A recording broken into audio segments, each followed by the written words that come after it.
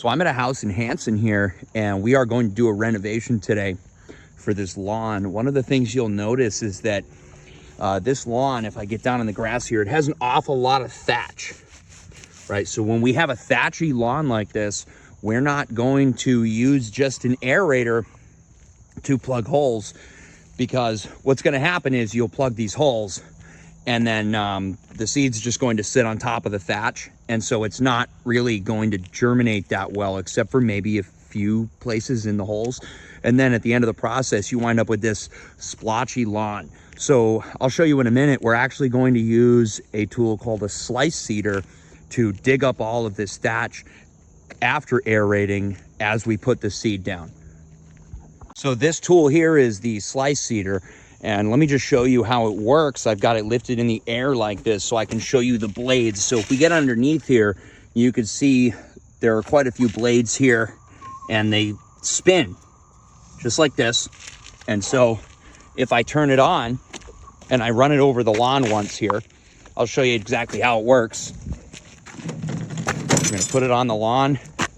I'm going to take this setting probably down to about 3 for a lawn like this. You might have to mess with it on your lawn just to see exactly where you want the setting to be. And here, let me show you what it does.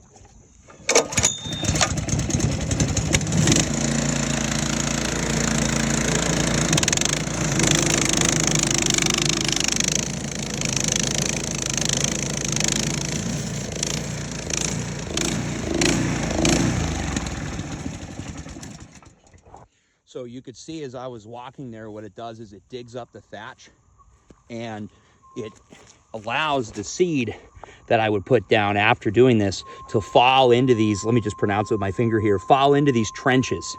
And so the seed is going to grow up in these trenches. So what we're going to wind up doing on this lawn is we're going to aerate the entire thing. Let me just give you a good perspective of what this thing looks like. There's some areas here in the shade that are doing well, but this is unirrigated. So it has a lot of summer damage where they had ryegrass, and it's not really impervious to sunlight.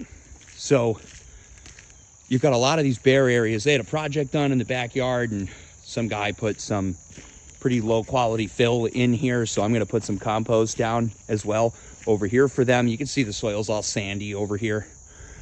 So yeah, we're going to aerate this. We're going to double slice seed it, and we're going to show you the results once we're done. Okay, so the aeration is finished.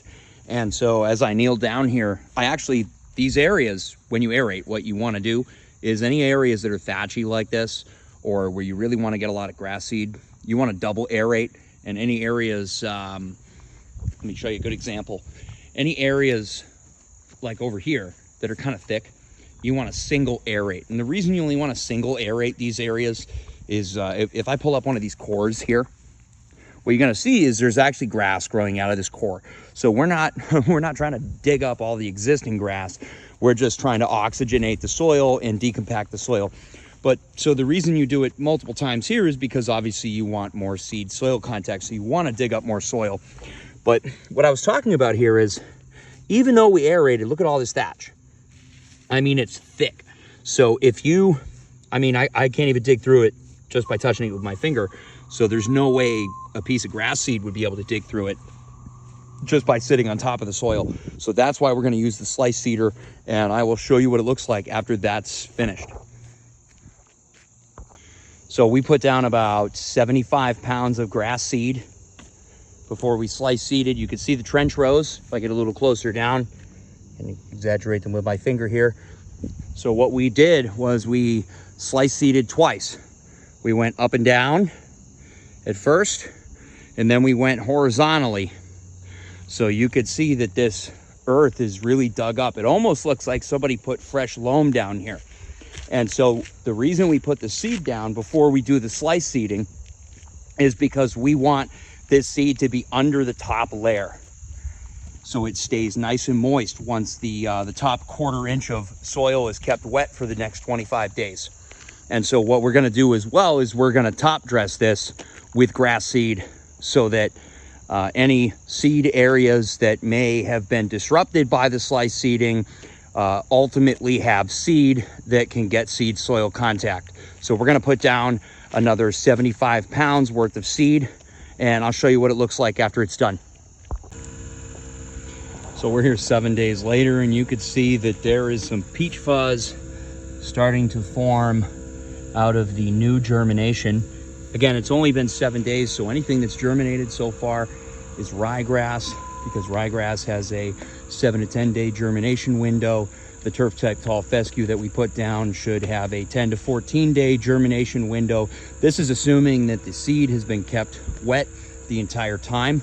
And the Kentucky bluegrass that we put down should have a 14 to 21 day germination window. In my experience, you have to add 4 or 5 days to that in many cases. The other thing you could see here is that because of a rain pattern, we had some water erosion. So there may be some spots in this area that don't come up as well. And you can see what I was talking about in the previous section of the video is that we're actually going to leave some of this thatchy element here because it is going to help hold the seed in place as it germinates.